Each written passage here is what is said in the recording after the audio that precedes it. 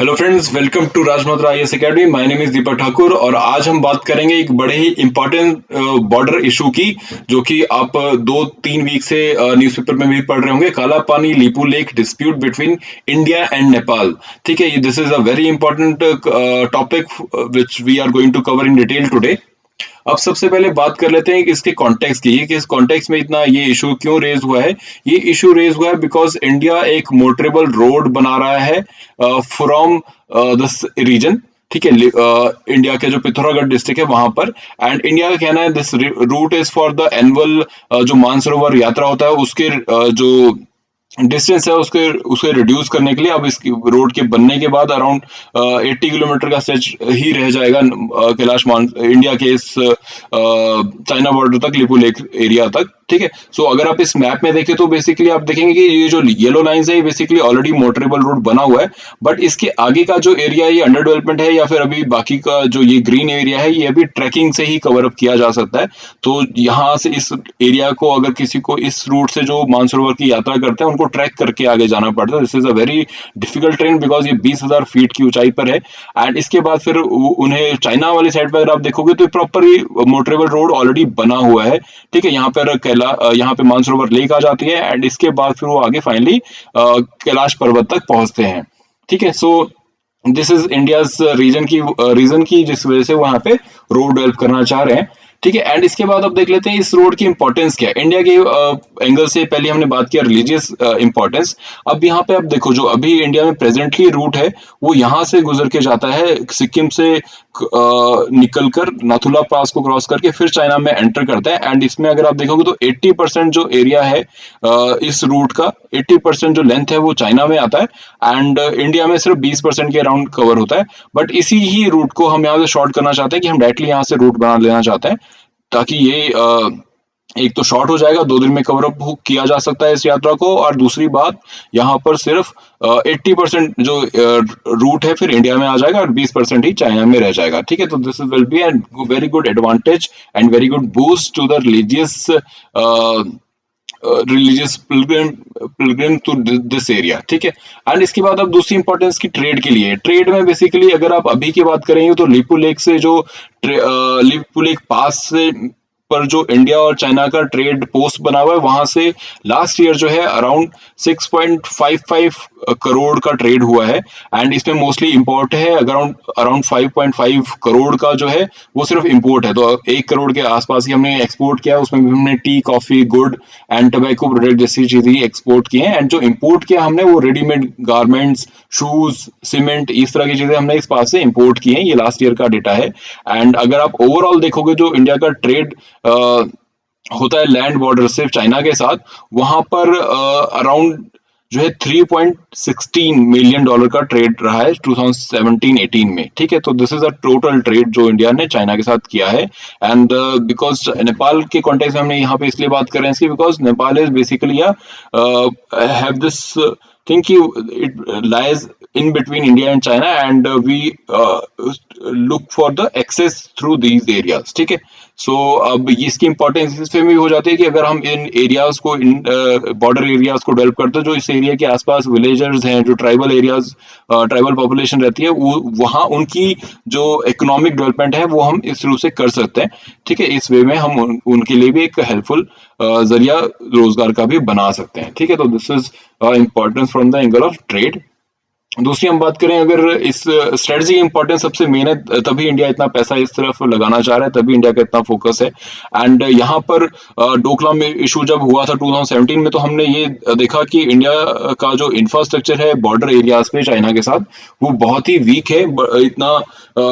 इतना अच्छे से डेवलप नहीं है कि जितना चाइना साइड पर डेवलप है। तो दे हैव द एडवांटेज कि वो इंडिया साइड अगर आना चाहे तो they can cover this area, cover this area, cross this area in a very little time। and India को बहुत टाइम लग जाएगा because we do not have a proper infrastructure in this side। तो this is the observation of standing committee on defense in 2017-18। उनका उनका भी ये कहना था कि इंडिया को अपना जो कंस्ट्रक्शन है इस साइड पे बढ़ाना पड़ेगा, हमें एडुकेट इंफ्रास्ट्रक्चर चाहिए सो दैट हमें द वाइटल नीड्स में जब हमें बहुत जरूरत पड़े तो हम इनका यूज भी कर सके। तो अगर आप इस मैप में भी देखो तो इंडिया का जो टोटल बॉर्डर एरिया है विद चाइना अराउंड 4,550 किलोमीटर का एरिया है, बॉर्डर है जो हम शेयर करते हैं चाइना के साथ। बट इसमें से आप मेजॉरिटी एरिया अगर आप देखोगे तो that is kind of in dispute है इसके रिगार्डिंग, ठीक है। तो चाहे वो अक्षय चिन का एरिया हो नॉर्दर्न एरिया में या फिर अरुणाचल प्रदेश वाली साइड पर हो, ठीक है। ये जो एरिया है इसे लीज कंट्रोवर्शियल अभी तक माना गया था, बट अब यहाँ पे हम नेपाल के साथ देख रहे हैं we have a concern. But otherwise China के साथ यहाँ पे हमें कोई खास कंसर्न नहीं है इस रीजन में। China do not have any objection with this road development of India, ठीक है। अब नेपाल का क्या ऑब्जेक्शन है इसमें, नेपाल इतना क्यों इसमें उखड़ा हुआ है इंडिया से? उसका एक रीजन ये है कि उन्होंने, ये अभी नई बात नहीं है, उन्होंने नवंबर 2019 में भी ये सेम बात बोली थी कि that they are not happy with India for calling Kalapani area in as their part, ठीक है। उन्होंने जब जम्मू कश्मीर का नया मैप आया था बाइफर्केशन के बाद, तो उन्होंने भी ऑब्जेक्शन उस समय भी उठाया था। और अभी रिसेंटली उन्होंने अपने पॉइंट को स्टैब्लिश करने के लिए पार्लियामेंट में एक अमेंडमेंट बिल भी प्रेजेंट कर दिया जो कि हाउस ऑफ रिप्रेजेंटेटिव से पास भी हो चुका है एंड अब इसे लोअर हाउस में एंड उसके बाद प्रेसिडेंट के पास भी जाना है।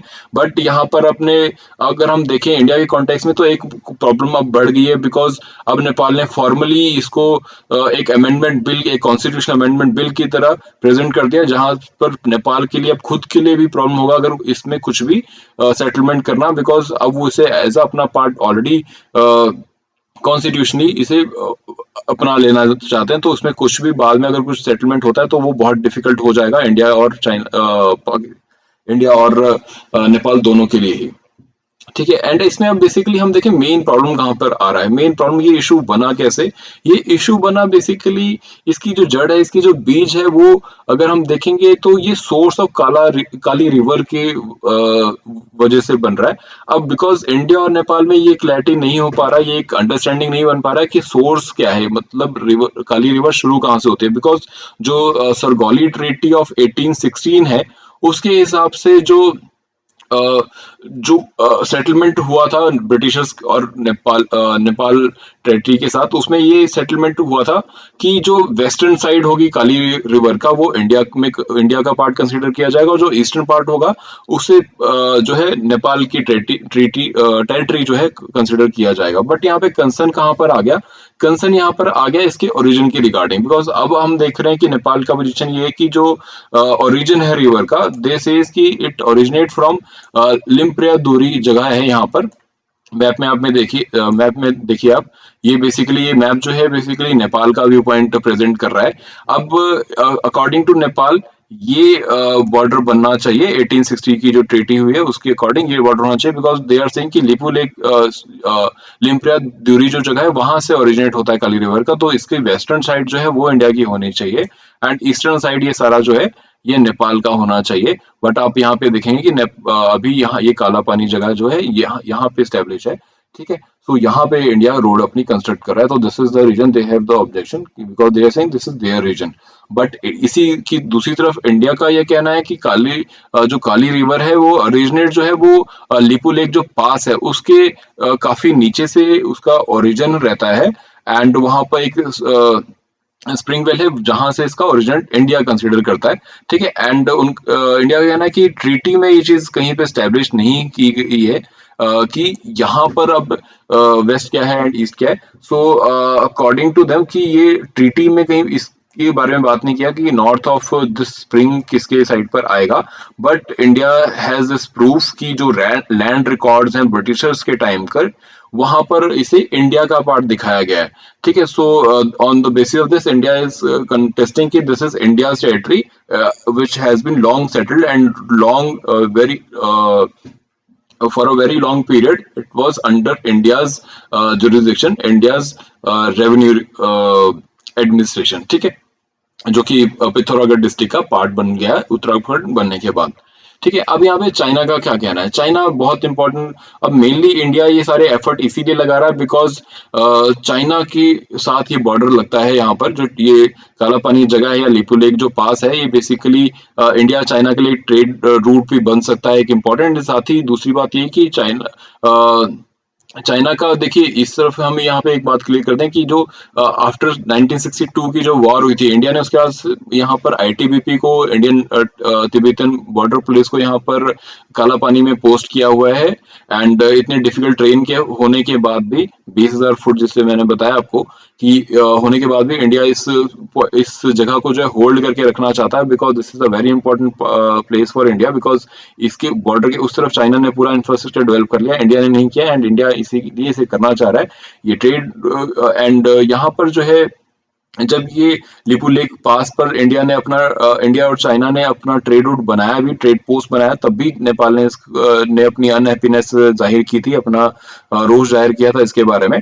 बट यहाँ पे आप देखेंगे लिपू लेक एक जो है अर्लीस्ट जो है पास है जहां से ट्रेड किया जा रहा है इंडिया और चाइना के बिटवीन। ठीक है, ये जो तिब्बतन मॉन्क्स हैं उस टाइम से ये ट्रेड रूट यूज किया जा रहा है, एंड इसे formally trade as a trading post बना लिया गया था इंडिया चाइना के बिटवीन में। एंड इसके बाद बाकी जो पास जो as a trade point use किए जा रहे हैं वो उसके बाद से हैं, चाहे वो शिपकिला पास की हम बात करें हिमाचल प्रदेश में, या नाथुला पास की हम बात करें, ये इसके बाद में यूज किए जाने शुरू किए गए। अदरवाइज सबसे पहले जो है हमारे पास लिपू लेक पास जो है उसे यूज किया गया है। ठीक है, एंड अभी डायरेक्टली तो चाइना ने इसमें कोई ऑब्जेक्शन जाहिर नहीं किया है, they haven't given any statement regarding this, and उनको कोई इसमें ऑब्जेक्शन अभी तक उनकी तरफ से नहीं आया लिपू लेक में जो इंडिया की कंस्ट्रक्शन चल रही है लिपू लेक की तरफ से। But India is well aware कि यहाँ पर already they have the objection regarding LAC की लाइन, एंड लद्दाख जो अक्षय चीन का एरिया है या फिर एलएसी की जो लाइन है वहां पर वो इस तरह के ऑब्जेक्शन उठाते रहे हैं। ठीक है, एंड अरुणाचल प्रदेश में हमने ऑलरेडी देखा कि उनकी ऑलरेडी ऑब्जेक्शंस हैं, तो इसलिए इंडिया इसको बिल्कुल भी लाइटली नहीं लेना चाहता है।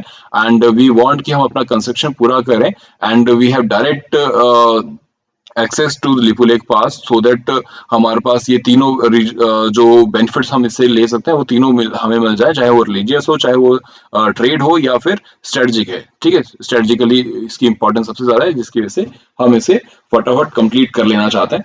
ठीक है, this is all about this Lipu lake and काला पानी बॉर्डर इशू।